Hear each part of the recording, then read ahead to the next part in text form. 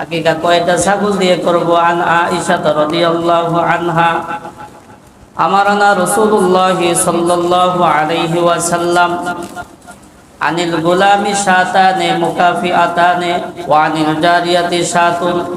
হযরত আয়েশা রাদিয়াল্লাহু তাআলা আনহা থেকে বর্ণিত, তিনি বলেন, আল্লাহর হাবিব আমাদেরকে ছেলে সন্তানের ক্ষেত্রে 2টা ছাগল দিয়ে আকিকা করতে বলছেন, মেয়ে সন্তানের ক্ষেত্রে একটা ছাগল দিয়ে।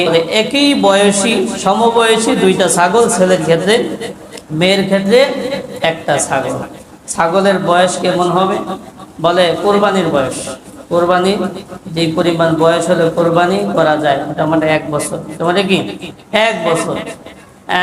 ছাগল নর হবে না মাদি হবে? বলে একটা হইলেই হয়, একটা হইলেই হয়।